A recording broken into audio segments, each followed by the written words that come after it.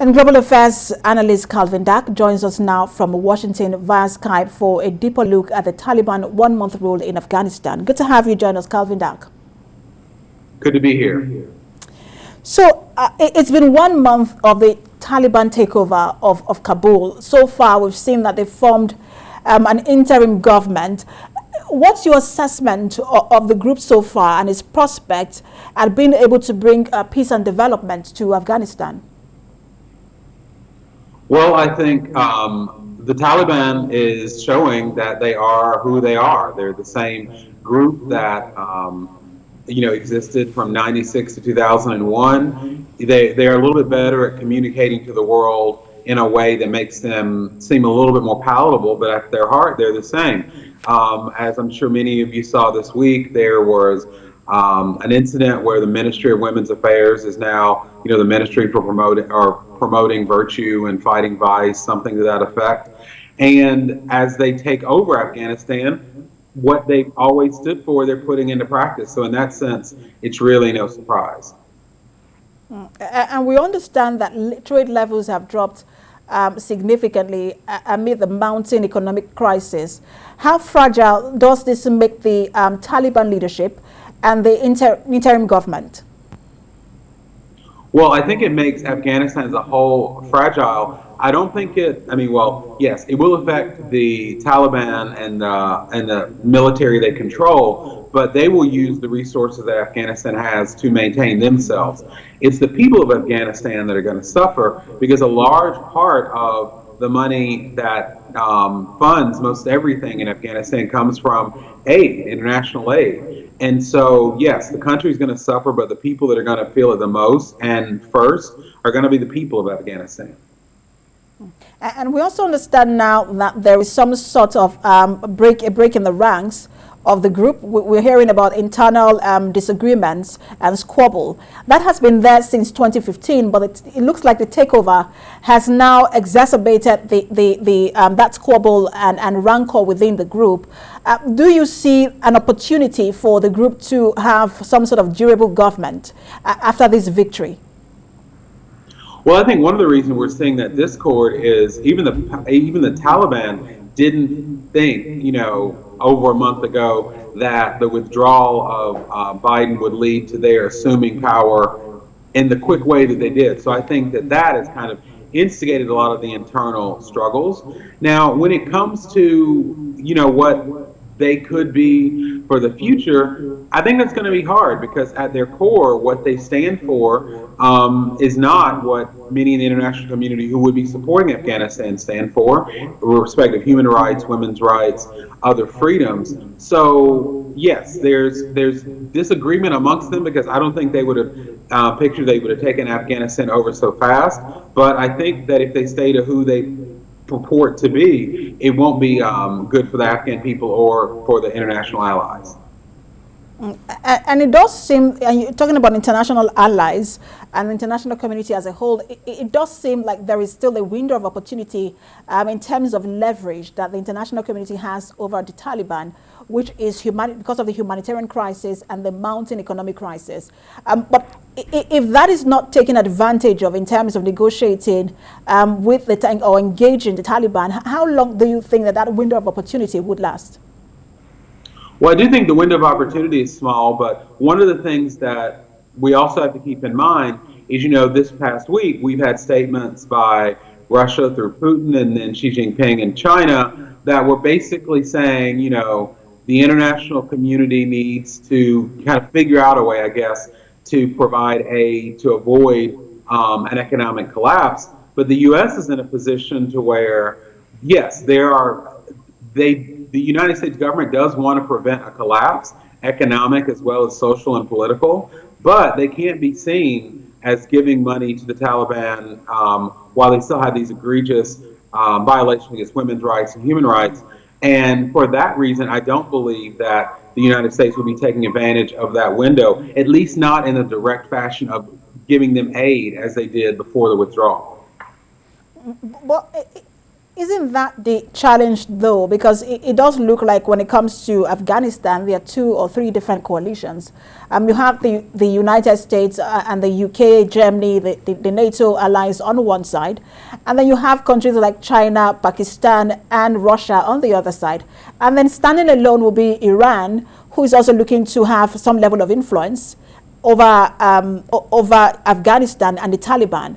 Shouldn't the US and its allies take the lead here instead of allowing China and Russia exert some level of influence over the Taliban?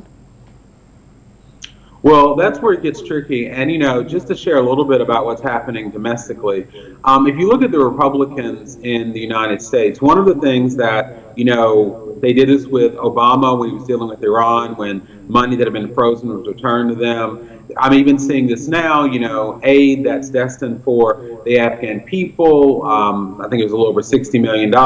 Republicans are now saying, Biden administration, why are you paying these terror groups like the Taliban? So that's the domestic pressure that the Biden administration is under. And it's also interesting that those same people that criticize any money being given to the Taliban are also criticizing Biden for not getting Americans, dual citizens, out of Afghanistan. And, it's hard to see how that would happen if you're not going to cooperate with the Taliban, since they control the airports and any exits. So while the international community, there are things they would like to do to take advantage of that window, like you said, and support the Taliban, domestic pressure in this country is not going to allow the Biden administration to do that along with international allies. But it shouldn't be difficult to separate humanitarian aid from development aid. Humanitarian aid goes directly to the people. Isn't that something that the U.S. can do? Well, you are exactly right, and that's the thing that I've been saying here. But I can tell you that in this country, there's no distinction with that, because it's all being seen as being given to the Taliban. And, I don't know if that's a real genuine feeling on those who oppose it, but I do know that as a political argument, it works, because then the headline is the Biden administration gives X amount of money to the Taliban, even if it is for humanitarian purposes. So that's one of the really difficult challenges that the international community and the U.S. is going to have to face when it comes to supporting the Afghan people. And we've seen Pakistan taking the lead in terms of engaging the Taliban. We've seen Pakistan's envoy to Afghanistan, that's Mansour Ahmed Khan, on Tuesday, having a meeting with the interim government, the foreign minister of the interim government, and talking about how both countries can cooperate. What would it mean if, with the understanding that there is also the faction of the Taliban in Pakistan? What would it mean for Pakistan to take the lead in terms of engagement? Now, when it comes to, maybe if Pakistan can be, I don't know, maybe a mediator between certain powers, maybe with Russia or China, other folks in the region, possibly they could play that role. But I'll tell you, here in the United States, that won't fly. And here's why. We just honored the 20th anniversary of September 11th. And one of the things that I've noticed from a lot of political pundits and policymakers, Democrat and Republican, is there's still some unresolved feelings towards Pakistan about, that's where Osama was found during the Obama administration. And so there's a lack of trust between the United States and Pakistan that they could be a credible partner in the middle. So while it may work for the international community, there are issues with Pakistan being the intermediary with the United States. And I guess the big concern for a lot of people is, what about women? We've seen that women are now being separated in classes when it comes to men. If you have to go out, there's also now a separate time to go to the mosque. Just a lot of hardline rules for women. It is not as worse as it was 20 years ago when they were in power, but it is still as bad when it comes to human rights abuse. Shouldn't the international community step into that to ensure that for women and children, women and girls as well, that there should be some level of human rights observance in that country? Oh, definitely, and that is clear no matter where you're coming from, be the United States or any other country in the world.